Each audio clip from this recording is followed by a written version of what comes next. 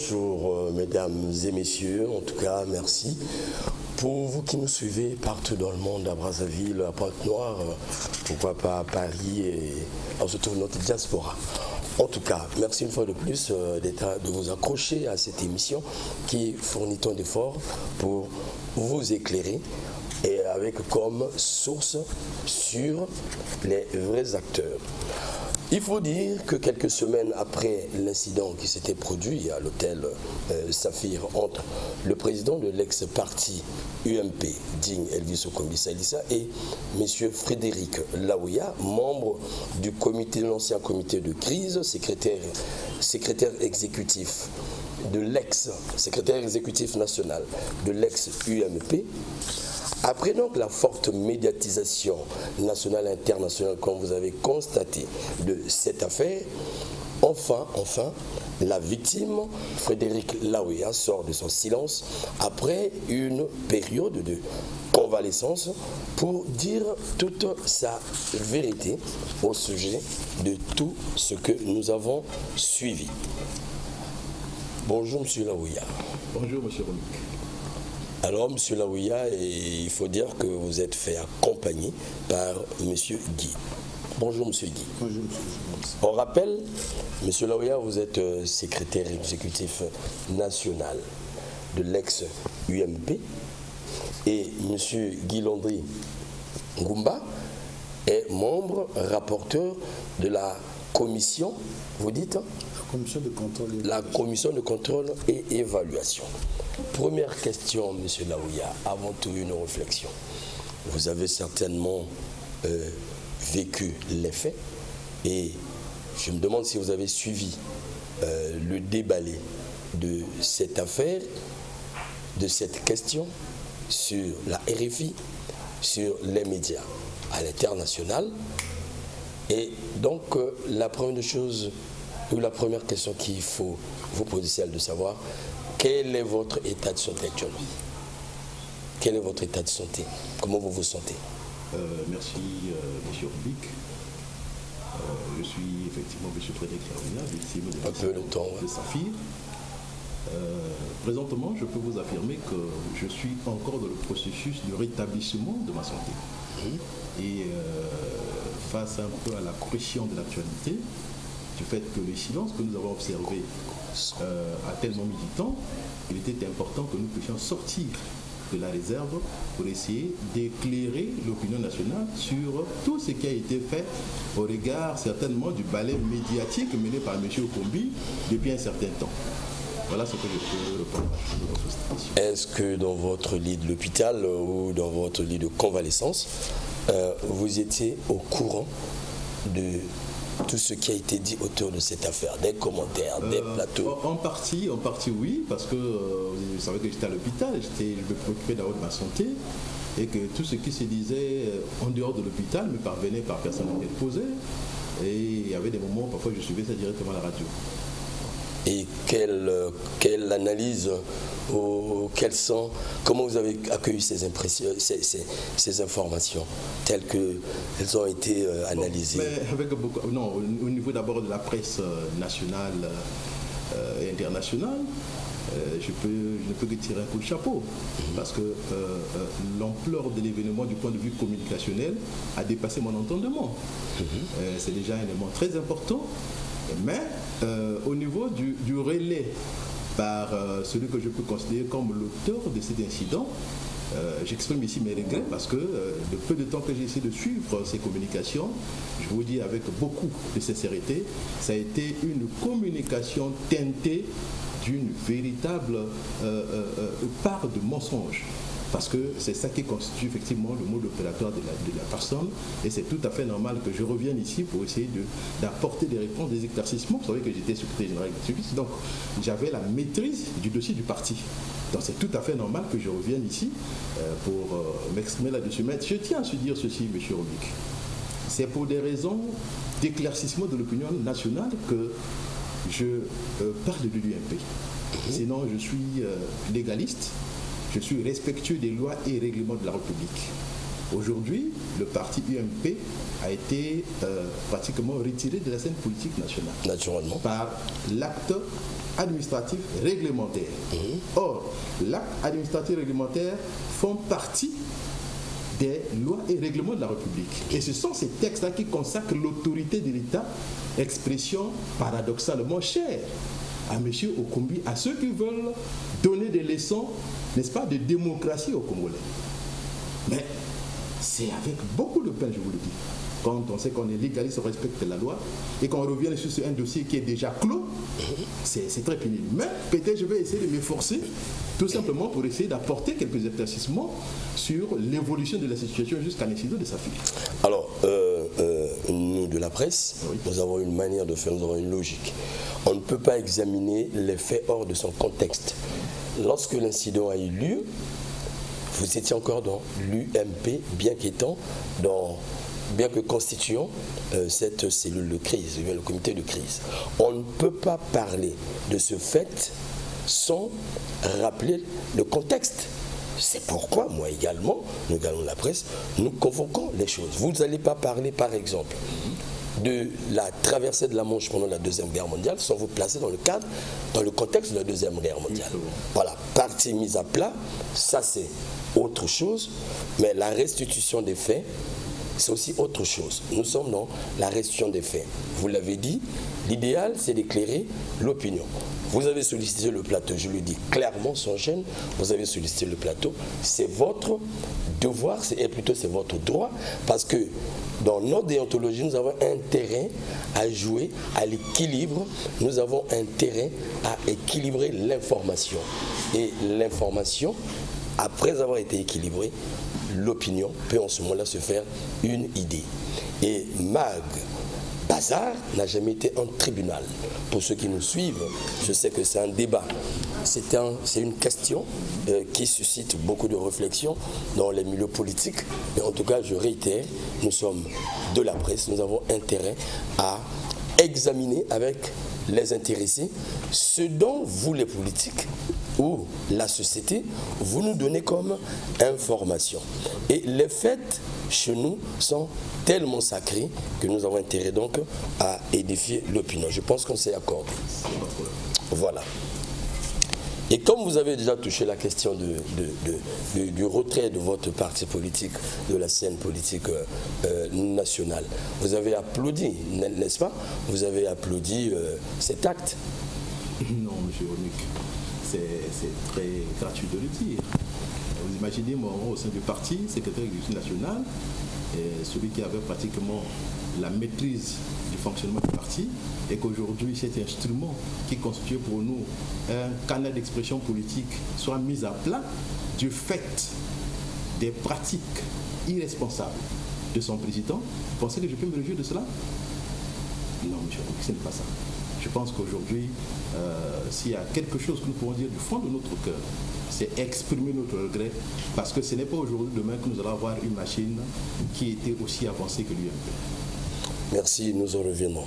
Alors, Monsieur Guy, vous également, vous étiez membre de l'UMP. Comment avez-vous accueilli cette information? Est-ce que vous étiez là à Saphir? Non. Comment vous avez reçu l'information? Moi, monsieur le journaliste, le jour où la réunion de Saphir a eu lieu, je n'étais pas convié à cette réunion, donc je n'étais pas sur place. Nous avons tous suivi à travers les médias, les réseaux sociaux, l'incident qui a eu lieu à l'hôtel Saphir. D'accord. Alors, monsieur Laouya, vous étiez, il faut dire, l'administrateur même du parti. Justement. Alors, il faut commencer par là. Et soyons étapistes. Comment avez-vous connu ce parti, ou comment avez-vous adhéré à ce parti? Car au départ, vous n'étiez pas du parti certainement. Non. Ouais. Comment ça s'est passé? Merci, M. Romik. Je suis l'un des responsables des partis du centre. J'étais président d'un parti dénommé Dynamique Patriotique du Congo. Et depuis 2014, je passe sous le contrôle d'un certain nombre de frères, dans même un éminent conseiller du parti congolais de travail, M. Placide Opina. J'avais été toujours sollicité par M. Okombi pour être son secrétaire général depuis 2014. 2014. Depuis 2014, alors que j'étais secrétaire général d'un parti dirigé à l'époque par le feu Mwanga Joker personnel. Alors, au départ, j'ai décliné cette offre parce que j'avais quand même ma réflexion à mener. Et en 2017, étant entendu que nous avons évolué toujours dans la réflexion qui consistait à aller vers un grand parti du centre, à ce moment-là, bon, les choses se sont accordées et nous nous sommes retrouvés pour développer d'abord cette histoire-là en amont et en aval, fort de l'accord que nous avons eu avec lui, bien que verbal. Alors M. Kombi a organisé ce qu'on appelle le Conseil national du parti. C'était le 11 juin 2018, si je ne me trompe pas. Et c'est à cette occasion que le parti, ayant consacré son ouverture à d'autres formations politiques, alors je suis venu en tant que président du parti Dynamique Patriotique du Congo avec toute mon équipe pour se fondre dans l'UMP, au même titre que M. Otéré, qui revenait certainement de la majorité présidentielle. Alors il s'est posé un débat au départ. On s'est dit, bon, ben, par rapport à la nouvelle donne, il était question que nous allions vers le changement de la dénomination du parti. Voilà, et tout ça s'est accordé. Et lorsque nous arrivons au ministère, nous avons dit quelques réalités administratives selon lesquelles, et si jamais nous allons vers le changement du nom, il est important que nous puissions recommencer tout à zéro parce que nous allons perdre les acquis liés à l'UMP, par exemple, les élus. Oui, oui. Alors, dans une compréhension tout à fait républicaine, nous nous sommes dit non, c'est pas possible. L'UMP a déjà des députés, quelques conseillers. Le bon sens voudrait que nous puissions nous accrocher à ce parti-là. Donc, sur la base d'une confiance mutuelle, nous nous sommes dit il n'y a pas de problème, nous allons sous le label de l'UMP. Et je le dis en toute connaissance de cause, vous avez entendu entre-temps, l'UMP allait se transformer en ce qu'on appelle le parti du peuple. Voilà. L'UMP, c'était devenu un parti du peuple. Et j'ai mis des textes y afférents à la maison. Oui. Alors, lorsque nous avons pensé qu'il fallait aller en tant que UMP, parce qu'on ne peut pas remettre en cause les acquis de ce parti qui était suffisamment avancé au plan administratif et même au point de la représentativité sur le territoire national. Oui. Nous nous sommes dit, alors finalement, vers le fond des choses. Et on a tablé sur la répartition des responsabilités. M. Kombi gardait la tête du parti. M. Frédéric Laouya, ex-président du DPC, a pris pratiquement la responsabilité au niveau du secrétariat national, ce qu'on appelle le secrétaire général. Et nous avons avancé ainsi. Et je vous dis que même dans l'exécution des tâches administratives, nous étions dans un contexte d'un exécutif bicéphale. Chaque fois qu'on prenait un texte, M. Kombi signait, je contre-signais. Voilà, pour montrer comment est-ce qu'on avait quand même une certaine entente de la manière de gérer l'administration de notre structure. Donc c'est à l'occasion de l'ouverture de l'UMP à d'autres partis que j'ai adhéré à cette formation politique, mais sans pour autant omettre le fait que depuis belle lurette, M. Kombi m'avait toujours fait les yeux doux de façon que je vienne renforcer sa machine politique et pour des raisons certainement qu'il maîtrise. Voilà succinctement ce que je peux dire. Merci bien. Alors, après toute cette parenthèse de fonctionnement du parti, des combats que vous avez eu à amener et jusqu'à amener le parti au niveau de notre assemblée, ainsi de suite, vous avez créé de l'ancrage au sein de ce parti et avec l'avènement de la nouvelle loi, le parti a été retenu, ainsi de suite, comme parti légalement établi sur le territoire congolais qui pouvait exercer, ainsi de suite, et tout. La nouveauté, en tout temps, c'était la dislocation, la discorde. Il y a un grand flou autour de cette discorde. Je me souviens encore, j'ai encore bonne mémoire, de suivre, de penser ou d'avoir encore dans ma cabesse, en tout cas il faut le dire, vos déclarations de l'hôtel Marina. Puisque nous sommes en face des téléspectateurs de l'opinion congolaise, il faut vous poser la question de savoir pourquoi clairement la discorde. Parce qu'aujourd'hui, dans les justifications de certains faits qui se sont déroulés, on fait souvent flashback à la discorde. Pourquoi vous vous êtes écarté ou vous êtes séparé de votre président, Digne Elvis Okombi Saïssa, pour aller vers vous créer un comité de crise? Je remets que je reprends cette question par une observation simple. Vous savez ce qui est à l'origine des discordes au sein des partis politiques chez nous? C'est à vous de nous dire. L'inobservation des textes fondamentaux du parti. 2. La mégestion, la mauvaise gestion du parti. Pour revenir sur cet aspect, l'aspect de l'inobservation des textes fondamentaux du parti. Lorsqu'on est dans un parti politique, Ce qui fait que nous soyons ensemble, c'est quoi? C'est le partage de la vision. On a la même vision pour atteindre les mêmes objectifs. Mais lorsque dans la faisabilité, on s'aperçoit qu'il y en a qui commencent à se démarquer de cette vision-là, encore qu'en politique, tout est périlleux. À ce moment, le choix est clair. Ou on accepte d'avancer avec la personne en se faisant instrument, ou alors on se dit, par sens de responsabilité, on se rapproche de l'individu pour dire ce que nous sommes en train de faire ne tient plus, il faut revenir sur les rails. C'est ce que nous avons fait. Et lorsque vous vous rendez compte que la personne s'obstine dans sa position, au point de mettre votre vie politique en danger. En danger pourquoi? Parce que, pas forcément devant les autorités nationales, mais en danger devant la base. Parce que la base sait que nous sommes dans une vision déterminée. Mais lorsque dans la faisabilité, on va se rendre compte que vous êtes écarté de cette vision-là. Mais la base peut vous demander des comptes. Monsieur Laouya, vous raisonnez. Donc, excusez, voilà. Donc, c'est que je reviens pour dire ceci, qu'au niveau de l'UMP, nous avons eu des problèmes dus à l'inobservation des textes du parti, la démarcation de la vision ou de la ligne politique du parti par le président national. Et enfin, nous avons eu ce problème épineux de mégestion du parti, ce qui a conduit à la fermeture de tous les sièges départementaux de l'UMP, vous pouvez vérifier. Et je vous dis encore que cette mégestion, due à l'insolvabilité du président national qui était à la fois président, gestionnaire, qui ici est tout lui-même, mais nous avons connu des cas, même au niveau de la capitale, où le siège national a été transféré en l'espace d'un an. Le siège national du parti a été transféré à plus de 3 reprises. Plus de 3 reprises. Le fait marquant qui révèle, je peux dire le fait marquant révélateur de la personnalité du président. C'est lorsque nous avons déménagé de la rue Utumbi pour la rue Mboshi pendant la nuit. Et c'est lui-même qui est aux manettes. Pendant la nuit, à l'insu du logeur, parce qu'il fallait craindre que M. Ayessa, qui est le logeur, vienne confisquer tous les biens du parti, tout simplement parce que le parti lui devait pratiquement 6 millions. Donc c'est une fuite. Voilà, c'était une fuite. Je vous dis que ça s'est fait nuitamment. Et à l'insu du logeur. Et c'est vrai que le lendemain matin, que le logeur est venu constater les dégâts, il m'a appelé, bon, nous avons commencé à traiter et tout. Et il est là, monsieur, il savait que j'avais eu de bons rapports, tout simplement par le dossier UMP. Et les dossiers honteux, ça il faut le dire. Mais monsieur Ayessa, aujourd'hui peut répondre pour dire ce que je dis exact. Donc il faut restituer, il faut éclairer l'opinion avec des repères. Voilà, pour que l'opinion se rende compte que ce que vous êtes dit est vrai. Mais lorsqu'on vient pour faire le chantage, lorsqu'on use d'autres méthodes, l'effet des news et tout, pour tromper la vigilance, mais chaque chose a un début et une fin. Parce qu'en fait, voilà. Merci pour cette occasion que vous nous donnez, c'est vous qui avez sollicité ce plateau. Nous avons écouté tout ce qui a été dit, nous avons suivi Elvis Okomi-Salissa.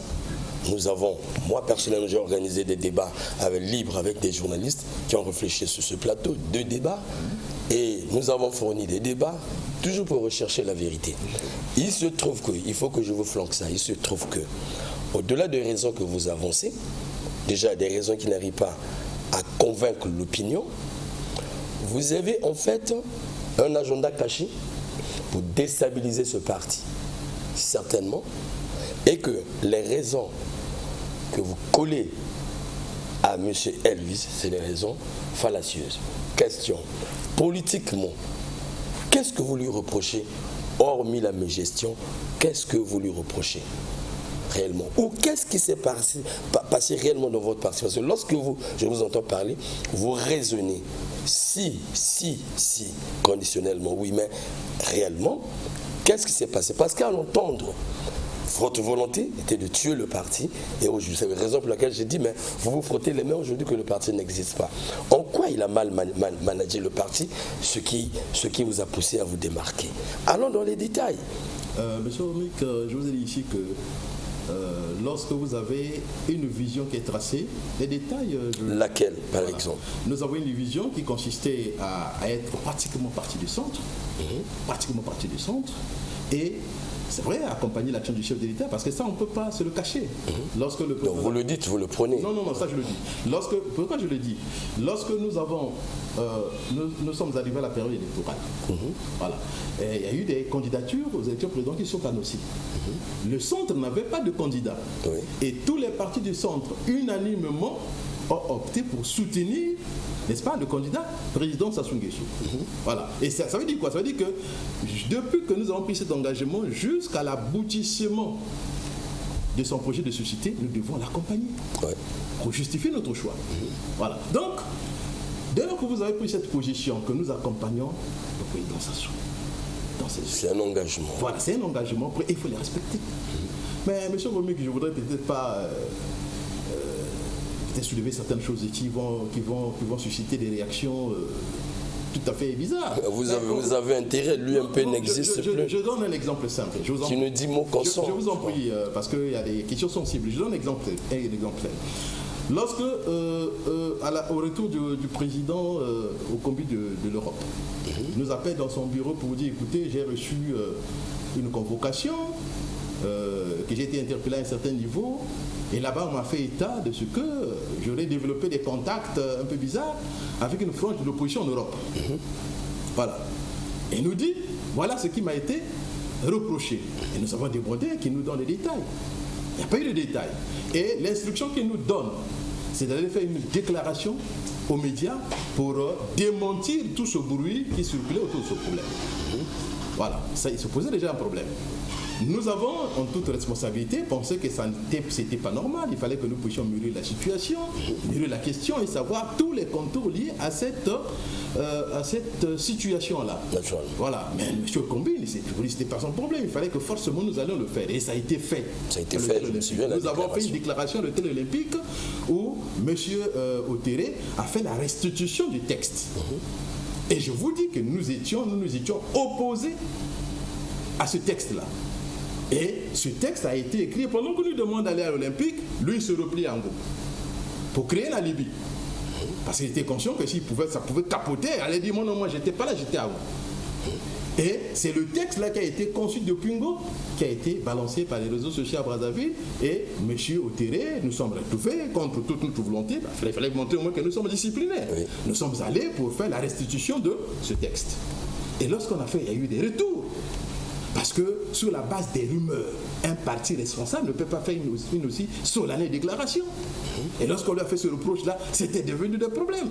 Quelques jours après, M. Romik, parce que c'est ça qui est à l'origine de tout ce que nous sommes en train de dire, quelques jours après, même pas 10 jours, dans le cadre un peu du fonctionnement des institutions de la République, le ministre de l'Intérieur nous reçoit, nous les partis du centre, au ministère, pour demander à ce qu'on fasse des propositions, 3 propositions sur le poste à pouvoir à la CDI. Oui. Voilà. Et cette démarche implique en principe que tous les partis du centre se retrouvent pour proposer 3 noms. Et quand nous sommes arrivés avec l'honorable Barras, c'est l'honorable qui a fait la restitution de tout ce qui s'est passé au ministère. Nous avons représenté l'UMP à cette rencontre-là. Et lorsqu'on fait la restitution à M. Okombi, la réaction immédiate que M. Okombi a eue, c'était quoi? C'était que non, c'est notre poste. Ça, c'est notre poste. La 3e vice-présidente de la CNI, c'est un poste qui revient de droit à l'UMP. De droit. Monsieur Romik, de droit par rapport à quoi? Est-ce qu'il y a une loi qui stipule que, bon, voilà, parce que vous avez des députés ou tant de conseillers par rapport aux autres, que forcément, vous avez accès à tel ou tel poste, surtout en ce qui concerne de la CNI. Il n'y avait rien. Oui. Parce que cette question peut être réglée aussi par le principe de rotation. Absolument. Voilà. C'était lui qui était à la CNI, il est parti, mais il n'empêche que demain, après-demain, le président Bokamba propose Mateta, ainsi de suite. Donc, ce n'était pas une chasse gardée de M. Combien et son UMP. Et lorsque nous avons raisonné dans ce sens, non, ça n'a pas marché. Et que tous ceux qui sont contre cette façon de faire, parce que pour eux, il fallait qu'on passe par une déclaration. Aller par une déclaration, nous allons faire une déclaration pour que l'opinion nationale sache que c'est notre place qu'on est en train de vouloir récupérer injustement. Mais est-ce qu'il y a une loi? Et la déclaration a été pendue. La déclaration, non. La déclaration, il fallait que moi, le secrétaire général, je puisse concevoir une déclaration pour nous opposer, n'est-ce pas, à cette démarche qui a été instituée depuis le ministère. J'ai refusé. J'ai refusé parce que je ne voyais pas l'opportunité d'une telle déclaration. Nous avons échangé avec la tutelle, très gentiment, très responsablement. Il n'y a pas eu d'état d'âme. Allez vous retrouver, produisez-moi. Entre vous, les partis de centre. Entre vous. Oui. Et le monsieur Kombi, bon, considérant les autres comme des partis salons, comme il a l'habitude de le dire, pour lui, il n'y avait pas raison qu'on se retrouve avec les autres pour proposer les noms. Il faut le faire nous-mêmes, l'UMP. Nous avons dit, quand on est centre, le centre aussi, c'est les valeurs. Parmi lesquelles il y a ce qu'on appelle la valeur de partage. Partage, oui. La solidarité. Mais lorsqu'on prend ces valeurs-là, il faut les mettre en application. Il faut appeler les autres. Ce n'était pas de son goût. Et lorsque j'ai refusé de produire la déclaration, M. Kombi a commencé à brandir des menaces. Non, ceux qui ne vont pas faire ça, bon, ils seront virés du parti. Voilà. Et nous avons été surpris un peu plus tard, pendant que nous menions notre réflexion. Bon, il y a eu un communiqué qui a été balancé sur les réseaux sociaux par son directeur du cabinet, Oui. Vice-président du parti. Oui, disons Voilà. quoi Substantiellement, on dit, après la déclaration du Bureau exécutif national, après la déclaration du Bureau exécutif national, la jeunesse combattante du peuple, par ma voix, fera les manifestations. Ça, c'est son directeur de cabinet. Après la déclaration du Bureau exécutif national, la jeunesse combattante du peuple, par ma voix, fera les manifestations. Alors, quand j'ai vu ça, je me suis dit, donc là, c'est fini. Il y avait un agenda caché. Oui. Nous avons fait une déclaration et que pendant que nous sommes en train d'opposer certains résistants pour savoir l'opportunité de cette déclaration sur les réseaux sociaux, un communiqué comme ça en train d'être pondé, ça provient du bureau, du cabinet du président, Oui. sans que nous nous soyons informés. Maintenant, ça cache quoi réellement? Ça cache quoi? Et quand nous nous sommes mis à réfléchir, j'ai trouvé quelques dysfonctionnements ou quelques coquilles, quelques problèmes sérieux dans cette déclaration. Premier problème. Après la déclaration du Bureau exécutif national, qui va être préparée par qui? Deuxièmement, on dit la jeunesse combattante du peuple par ma voix fera les manifestations. Mais la jeunesse, on fait allusion à la jeunesse du parti. Mais en tant que président exécutif national, je vous dis ceci, qu'au niveau de l'UMP, on n'a pas la jeunesse combattante du peuple. L'UMP a ce qu'on appelle la jeunesse du mouvement populaire. Donc ça veut dire que la couche à laquelle on a fait allusion dépasse notre entendement. C'est une couche non connue par vous. C'est une couche non connue. Alors cette couche-là provient d'où? Fera les manifestations. Quel type de manifestation? Et est-ce qu'il y avait une question qui pouvait donner lieu à des manifestations si ce n'était que par la volonté de M. Kombi qui pourrait avoir son agenda caché? Et alors? Fera quel type de manifestation? Et nous savons ce que représentent les manifestations chez nous. Aujourd'hui, avec tout ce que nous avons connu dans ce pays, il y a des mots qu'on ne veut plus entendre qui sont le mal de la conscience collective. Des termes comme manifestation, ça va aboutir à quoi? Surtout que c'est politique. Et face à cela, nous avons dit non, ça ne passe pas. Et c'est même cet élément qui a éveillé tout le monde. Et parfois de façon hasardeuse, on se retrouve, on dit ah non, là, ce n'est plus clair, il faut prendre des positions et tout. Et ça a constitué ce qu'on a appelé comité de crise. Et on s'est rendu compte que derrière finalement cette démarche de déclaration, il y avait autre chose. Mais nous, pour ne pas que le parti puisse certainement subir, il fallait qu'on crée un comité de crise pour essayer de dénoncer ces faits, n'est-ce pas, et assurer la continuité du parti. Malheureusement aujourd'hui, M. Romic, nous sommes au regret de constater que notre machine électorale est mise à plat. Avant d'y arriver, la discorde, oui, nous étions sur la discorde et vous avez évolué, c'est bien, comité de crise. Quelle était l'ambition de ce comité de crise qui, je me souviens, à l'hôtel Marina, avait lancé, n'est-ce pas, un mot fort, pourtant, la radiation du président fondateur. Mais lorsque vous radiez le président fondateur, n'est-ce pas là une façon de vous accaparer à cet instrument tel qu'il a dit et tel qu'il avait dit? Non, monsieur Romic. Est-ce que vous n'avez pas des ambitions cachées? Non, il n'y avait pas d'ambition cachée parce que parmi nous, on ne peut pas dire qu'il y a eu... Bon, mais déjà nous étions nombreux qui pouvaient facilement se targuer d'être président de ce comité de crise. Je peux me dire que c'est M. Kombi qui avait des avantages en tant que l'initiateur personnel de son mouvement. Il avait tous les pouvoirs. Mais lorsque vous sortez comme ça, soi-disant par rapport à un mouvement de dissidence, mais souvent il se pose ce qu'on appelle la lutte du leadership. Mais nous, ce n'était pas ça. Nous, c'était tout simplement qu'il était important que nous garantissions l'avenir de ce parti. Voilà. Nous garantissions parce que pendant qu'il y a des déclarations qui fusent, Rassurez-vous que nous sommes dans un pays où les services fonctionnent. Mais il n'était pas normal que demain après-demain, nous soyons comme pris de dépourvu. Il fallait montrer que la ligne qu'on est en train de suivre n'est pas normale. Voilà. D'abord, je dis bien les déclarations de cette nature-là, mais ce sont des déclarations un peu incendiaires. On va faire des manifestations, pourquoi? Mais lorsqu'on se dit que moi je suis du pouvoir, je suis fils du pouvoir, j'accompagne le président de la République, et que paradoxalement, bon, on permet à ce qu'il y ait des déclarations de cette nature avec des jeunesses combattants du peuple qu'on ne maîtrise pas.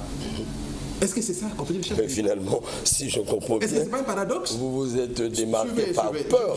Non, ce n'est pas par peur, bien au contraire, par courage politique. Parce que, M. Kombi, nous constituons une génération qui a eu au moins à braver ce monsieur. Voilà, dans ses maladresses. Nous sommes sous cette génération-là. Parce que nombreux sont partis là, comme sur la plante des pieds, parce que quand il donne son mot d'ordre, même jusqu'au centre, le centre a subi les influences de ce monsieur. Voilà, donc nous avons dénoncé parce que nous savons ce qui s'est passé dans ce pays. Nous savons ceux qui ont aussi perdu parfois innocemment leur vie dans ce pays à cause de la maladresse des leaders quelque part. Et nous sommes dit, ça ne passe pas. Il faut que nous constituions un comité de crise pour demander à ce que M. Kombi revienne dans le bon sens. C'était surtout ça. Revienne dans le bon sens, surtout qu'on l'avait fait bien au départ et qu'il ne comprenait pas. Il fallait forcément aller à une sanction suprême. Et la sanction suprême pour lui, c'était destituer de ses fonctions. Pas parce que nous avons des ambitions de conquérir son parti, mais c'est tout simplement parce que les gens doivent comprendre que lorsqu'on a un parti politique, lorsque c'est d'abord au stade de projet, c'est pour vous. Mais lorsque vous mettez ça sur la place publique, et ça devient officiel, ça devient un bien collectif. C'est au service de la République. Le PCT aujourd'hui, c'est un parti au service de la République. Voilà, donc l'UMP aussi devait s'imprégner de cette logique-là qu'en avançant, à un moment donné, nous serons un parti au service de la République. Mais lorsqu'on dit que c'est mon parti, il y a eu même un terme chez nous, à un moment donné, pour essayer d'influencer cette conscience, on est allé plus loin pour dire que non, je suis devenu président fondateur. Voilà. Président fondateur, confondant les époques, alors qu'aujourd'hui, qu'on soit président fondateur ou pas, ce qui est important, c'est pas ça. On fait la politique, c'est dans le but d'accompagner les autorités nationales afin de garantir le bien-être du peuple. Merci bien, monsieur, je vous ai écouté abondamment. Il fallait bien, en tout cas, pour édifier l'opinion. Parce que, chers téléspectateurs, la réalité est que nos politiques communiquent souvent entre les quatre murs. Et nous, journalistes qui traitons l'information, monsieur Guy, nous faisons le morceau choisi. Le journaliste choisit place pour 1, 2, 3, 4 minutes. Mais nous qui avions l'habitude de vous suivre en salle, ça nous pousse à susciter beaucoup de réflexions. Oui, vous voulez dire? Non, je pense que j'ai oublié un détail. Allez, on va toucher. Vous avez dit tout à l'heure là que c'est comme si on avait un agenda caché. Oui. On enviait le parti. Oui. Hein? Le parti était envié. Bon, il y a eu certaines... Je sais pas. J'en venais pour être clair avec vous. Vous suivez les propos. Les propos de M. Digne et lui, au commissaire Issa. Je vais vous poser la question devant les Congolais. Vous avez ce courage politique que vous avez démontré ici. Puisque ça a été dit, ce n'est pas tabou. Qui est derrière vous? Est-ce réellement le ministre de l'Intérieur, le ministre Mboulou, est à la manette et vous utilise comme des instruments pour déstabiliser ce parti? C'est pourquoi je vous ai posé la question au départ. Vous vous frottez les mains, vous êtes content de l'acte qui a été pris et qui met à plat ce parti. Quel rapport y a-t-il entre vous et monsieur le ministre? Parce que ce qui se dit ouvertement, et par les leaders, j'ai reçu des gens sur ce plateau qui l'ont dit. Vous avez suivi. Vous êtes là en face des Congolais. Je n'ai pas besoin moi, mais éclairez l'opinion à propos. Il ne restait que votre part de vérité, parce que c'est surtout vous. Ok. Monsieur Romik, je tiens à exprimer ici, encore une fois de plus, mon regret de ce que lorsqu'on n'a pas des armes, on n'a pas des qualités de convaincre, on passe par le chantage, on passe par le mensonge, jusqu'à égratigner même les autorités de ce pays. Et c'est un mal qui risquera de se retourner négativement contre la génération montante en politique. Il faut un minimum de respect pour les autorités nationales. Et je me rappelle à l'époque, mon frère, celui-là, me disait, et il disait toujours que non, l'autorité de l'État. Mais l'autorité de l'État, c'est tout ça. Il faut un minimum de respect pour ceux qui dirigent. Pour les anciens, vous voulez dire, quand vous aimez dire pour les politiques. Voilà. Mais lorsque, gratuitement et sans gêne, on cite les noms des autorités de l'envergure du ministre de l'Intérieur. Mais ça relève un peu du libertinage. Mais encore, il faut dire que ce monsieur est sérieux. Il est sérieux parce qu'il incarne certainement une certaine génération qui doit avoir une éducation morale tout à fait contraire de ce que nous sommes. C'est des gens qui ont été formés. Voilà pourquoi il n'y a pas eu trop de problèmes autour de ça. Mais monsieur, je vous dis à l'inverse. À la place de monsieur, le ministre Mbolo, qui a subi pendant longtemps et avec grandeur ces chantages, à la place de ce monsieur, ça aurait été au commun. Vous aurez entendu qu'on avait déployé tous les moyens de la police chez le diffamateur pour le mettre en défaut. C'est nous connaissons l'homme. Mais ce qui est aussi bizarre, c'est que lorsque ça se passe comme ça, et que vous avez affaire à quelqu'un qui ne vous répond pas, et pourtant il a tous les moyens de le faire, il ne vous répond, ça ne peut pas vous interpeller, vous dire, mais qu'est-ce qui se passe? Il faut que je me taise. Non, enfonce. Enfonce. Parce qu'une fois, j'ai entendu quelqu'un dire, non, il est en train d'utiliser ces stratégies des arts martiaux. Lorsque vous avez atteint quelqu'un, vous connaissez son point névralgique, le point faible, il faut continuer jusqu'à ce qu'il soit démoli. Mais je me trompe. Qui va être démoli? Et voilà, non, c'est comme ça. Il va être démoli. Donc, c'est lui qui va démolir cette autorité de la démolition, quoi. Sur la base de sa technicité en art japonais. Non, mais il faut qu'on se trompe.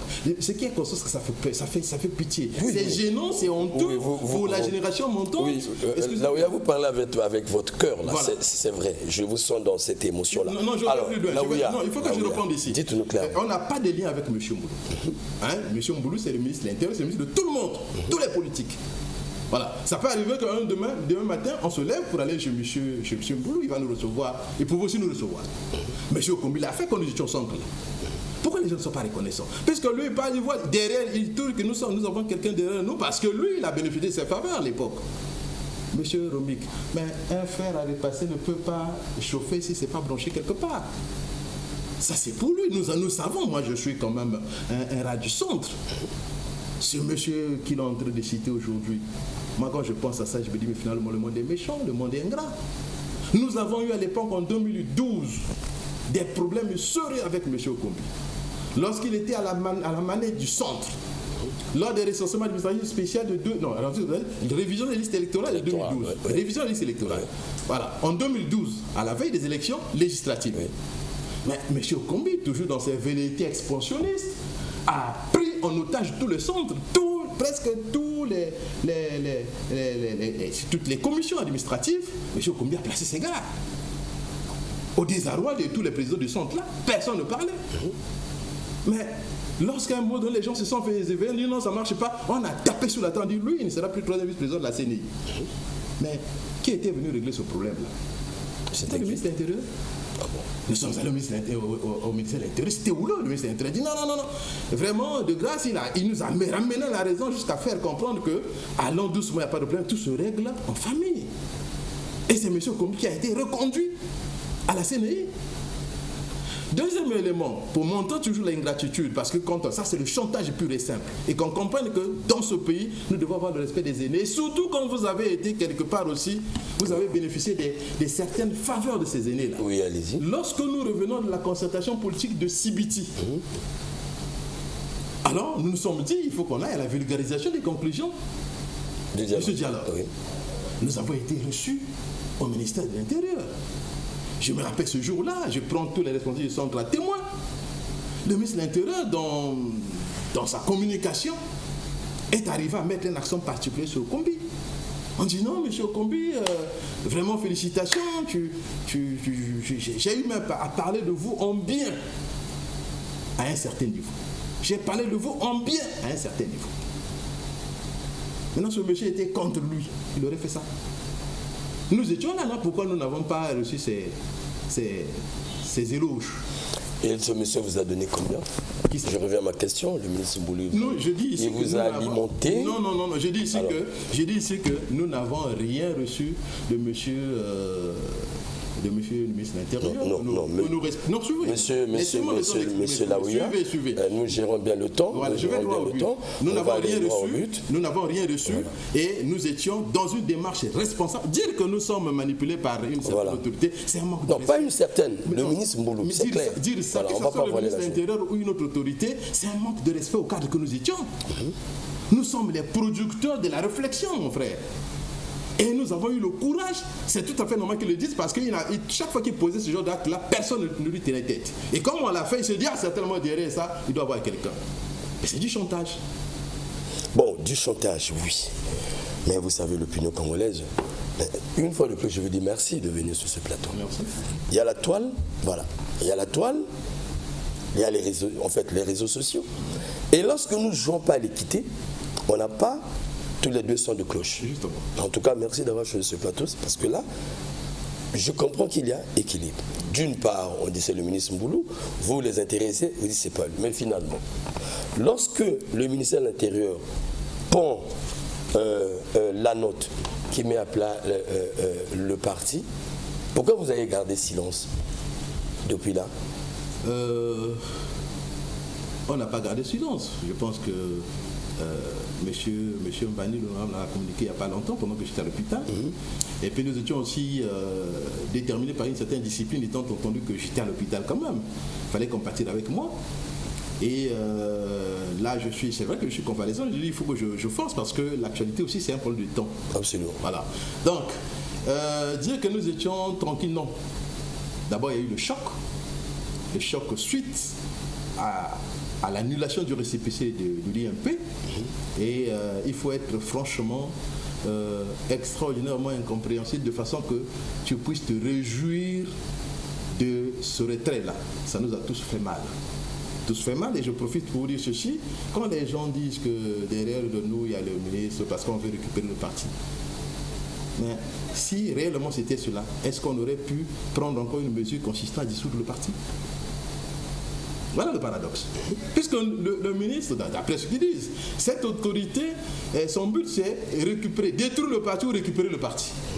Que nous sommes ses proches et tout, il est conscient qu'en dissolvant ce parti, nous serons aussi dans une situation politiquement difficile. Mais vous êtes mort politiquement. Nous sommes morts politiquement. Oui, voilà. Mais s'il était derrière nous, comme on le dit, mais il n'aurait pas pris ces mesures. Il aurait pu dire, écoutez, puisque vous avez déjà destitué M. Okombi, exercez une pression autrement, mais vous récupérez le parti. Mais c'est pas ce qui a été fait. L'administration a mené des enquêtes depuis belle lurette, et l'administration est arrivée à la conclusion qui, aujourd'hui, confirme la dissolution du parti par un acte que vous avez lu. D'ailleurs, à Marina, nous avons été les premiers à montrer que le parti posait problème. Oui. Posait problème à travers la déclaration du 22 mai à sa fille. Nous avons relevé qu'il y a quelques irrégularités qu'il faut recadrer. Bien avant d'arriver là, parce qu'avant que le problème ne puisse aller hors de la famille, vous devez d'abord traiter ça en famille. Comme on dit souvent, le linge sale se lave en famille. Mais M. Romy, quand le linge est démesurément sale, on peut le mettre hors d'état de nuire. Donc nous avons commencé ce problème au sein du parti, ça n'a pas trouvé un écho favorable au niveau du président, et nous nous sommes dit, pour ne pas que après demain la base ne puisse pas nous condamner.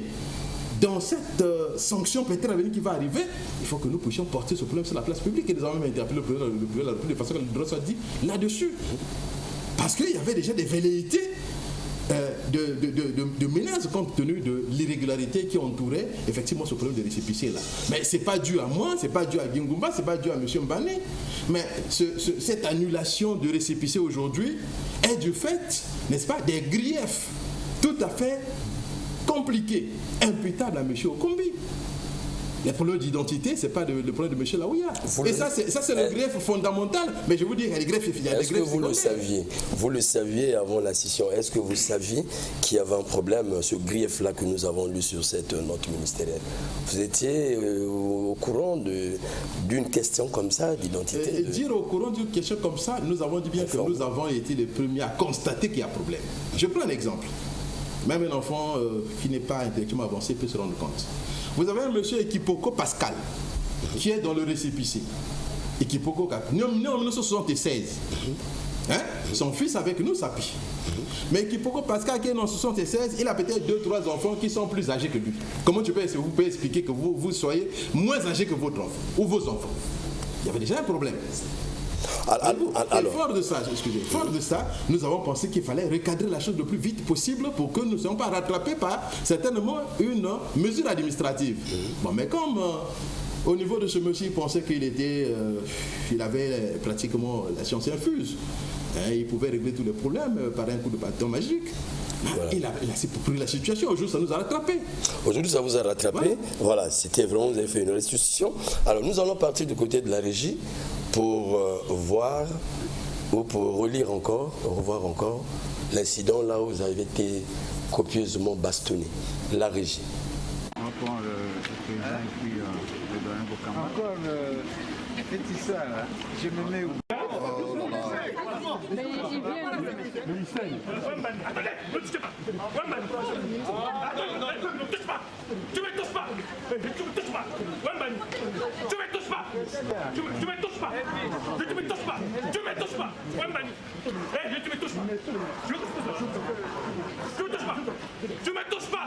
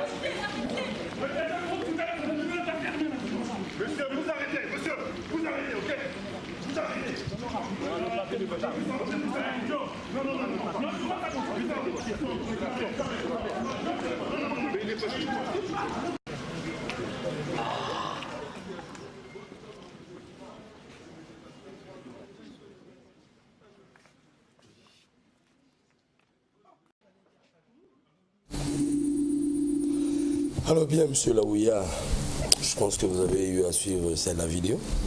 Voilà, ça c'est donc ce que vous avez subi. L'hôpital sortir. La question que j'aimerais vous poser simplement. Après tout ça, quelle action avez-vous menée? Bien, d'abord je tiens à relever ici que je suis heureux de constater que je n'ai pas été assisté. Ce n'est pas bien. Donc l'activité s'est déroulée dans un cadre officiel, avec quand même un minimum d'attention à celui qui a été victime. Ma présence sur ce plateau-là marque le début d'un combat. Un combat pour le triomphe de la justice, maintenant, de l'état de droit. Non, je vais. Ouais. Voilà. Donc j'ai mené une action, l'action judiciaire. En nous parlant, le dossier est déjà au niveau du procureur de la République. Donc, je vais me battre. Je marque ici ma détermination d'aller jusqu'au bout de ce dossier-là. Et ça, je compte sur tout ce qui est le sens de la justice. Voilà pourquoi je profite de l'occasion pour lancer un SOS à toute personne physique et morale épris de justice et de paix à m'accompagner financièrement, moralement, intellectuellement, parce que tout ce qui est lié à la procédure judiciaire est coûteux. Et tout cela parce que aussi, je suis dans le combat pour aller vers la moralisation de la vie publique. Le chef de l'État parle sans cesse des antivaleurs. Et politique aussi, vous voulez dire. Voilà, politique. Le chef de l'État parle sans cesse des antivaleurs. Mais lorsqu'on parle des antivaleurs, en amont, nous avons la moralisation de la vie publique, la vie politique. Le cas au combi doit servir de cas pratique. Et en aval, nous avons ce qu'on appelle l'affirmation du pouvoir judiciaire. Voilà pourquoi nous allons mener ce combat de façon que la justice demande qu'on mette M. Okombi à la disposition du parquet pour répondre de ses actes. Parce que M. Oromé, si on ne le fait pas, finalement, encore nous pouvons dire que nous sommes dans un état de droit, avec un cas de flagrance, même au niveau de l'Assemblée nationale. Ils ont le règlement intérieur dans prévu, un cas de flagrance. Mais si on ne le fait pas, parce que tout simplement quelqu'un est député, quelqu'un appartient à un parlement, mais l'Assemblée nationale ou le Parlement n'est pas un refuge des personnages à réputation sulfureuse, ni un point de retranchement des bandits des grands chemins qui, au nom de l'immunité parlementaire, peut préjudicier la population, peut préjudicier le peuple, alors que quelque part, on parle au nom de ce peuple. Monsieur Romic, nous avons intérêt à mener ce combat jusqu'au bout, parce qu'avec les hommes politiques de la cabine de Kombi, si on y prend garde, il faut craindre qu'un jour ce pays soit dirigé par un fou. Il faut craindre cela. Et deux, si nous ne faisons pas de la justice ici, on n'applique pas la justice. Il faut craindre aussi que M. Kombi inaugure historiquement un long film dont le premier épisode, c'est ça, le film d'horreur.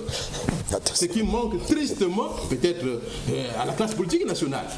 Voilà pourquoi, j'ai dit ici pour terminer, au nom de l'autorité de l'État, au nom de la moralisation de la vie publique, et dans le cadre de la lutte contre les antivaleurs, l'Assemblée nationale dans laquelle est allé se réfugier M. Kombi ne doit pas être considérée comme un refuge des bandits, des grands chemins. Et deux, il faut que ce monsieur-là réponde devant la justice des faits, d'incidents ou d'agressions qu'il a porté sur ma personne. Et ça, je vous dis que j'irai jusqu'au bout. Voilà pourquoi, bien qu'il compte sur... il s'est dit que bon, le SIG est certainement financièrement limité, parce que tout ce que c'est l'argent.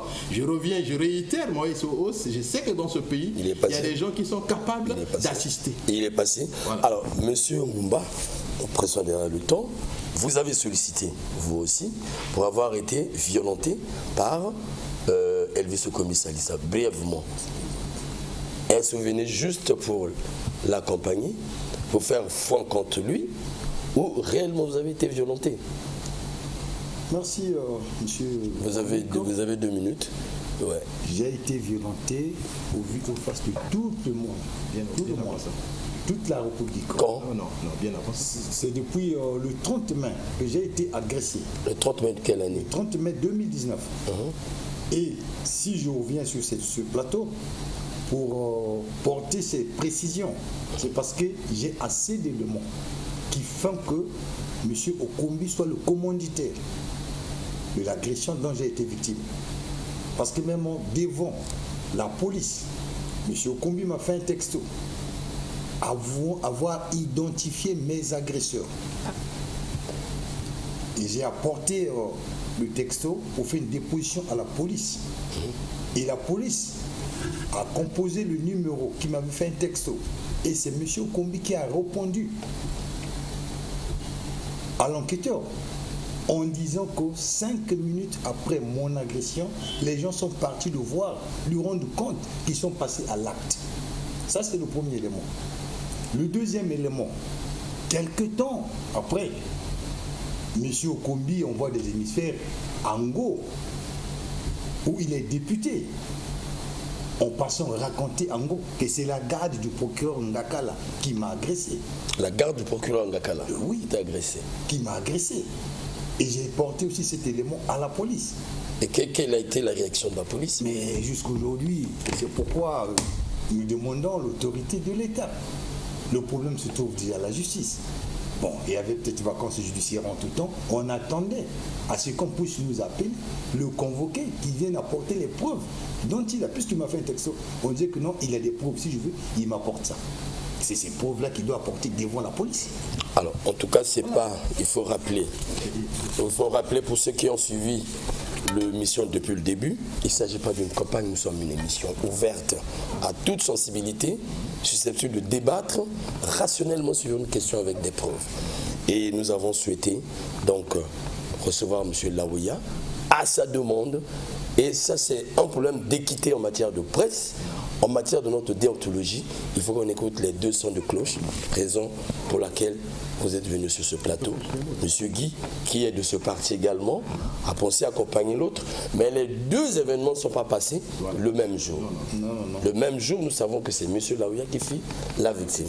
Ce plateau est en tout cas ouvert à monsieur Digne Elvis Okombi Salisa, venu apporter sa part de vérité comme vous l'avez fait.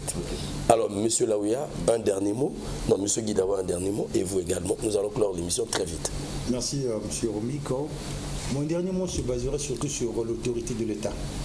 Il faut qu'aujourd'hui, tel que M. Laouya a su le dire, que notre assemblée ne soit pas un refuge des bandits. Parce qu'aujourd'hui, quand une autorité commet un acte et qui ne soit pas protégé par l'immunité parlementaire, aujourd'hui, mon acte, les publications que M. Okombi a fait avec sa bande en m'accusant d'escroc, que si j'étais agressé parce que je suis un escroc, il y a beaucoup de choses que si je vous révèle aujourd'hui, en ce qui le concerne, c'est plus grave que ça. Vous n'allez pas les révéler ici. En tout cas, c'est pas maintenant vous allez les révéler à la justice. Vous demandez simplement que la justice soit faite. Voilà. Monsieur Laouya. Merci, monsieur Lomik. Je termine par un petit élément à mettre à votre disposition sur quelques chantages schizophrènes que le parti est détruit parce que... non. L'UMP représentait quoi sur la scène politique nationale? Il y a des grands partis ici, UPADES, non, il ne faut pas se cacher. UPADES et tout ça là. On n'a pas cherché à les détruire, maintenant on veut venir détruire UMP.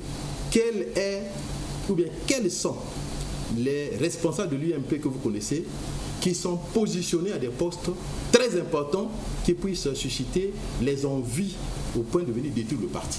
L'UMP était-elle capable seule de constituer un groupe parlementaire pour que le pouvoir, à travers certainement ses artisans, puisse détruire l'UMP? Ça, c'est du chantage. Ça, c'est une manière pour lui de vouloir s'exhiber comme il est habitué et pour certainement tromper l'opinion nationale. Merci beaucoup. En tout cas, j'étais avec Laouya et monsieur Guy. Question de donner leur part de vérité sur ce fait. Je pense que après avoir écouté les deux, Mac Bazar va fermer la parenthèse de cette affaire. Attendons cette fois-ci si réaction il y aura au niveau de la justice du Parlement. Je rappelle que nous ne sommes pas un tribunal, nous sommes de la presse. Vous nous donnez de la matière, nous la creusons, nous l'examinons avec beaucoup de professionnalisme. Le reste, ce sont des commentaires. Qui veut bien la parole vient à ce plateau, Mac Bazar. Merci bien chez vous, merci de nous avoir suivis. Nous attendons de vos propositions. Au revoir chez vous, en rappelant que l'honorable Kinoubi Kiambongo, président de la chaîne, a lancé un défi à toute la classe politique congolaise, les partis politiques et les leaders, de l'affronter en matière de débat sur Mac Bazar. Je vous attends tous, merci chez vous. À la prochaine fois.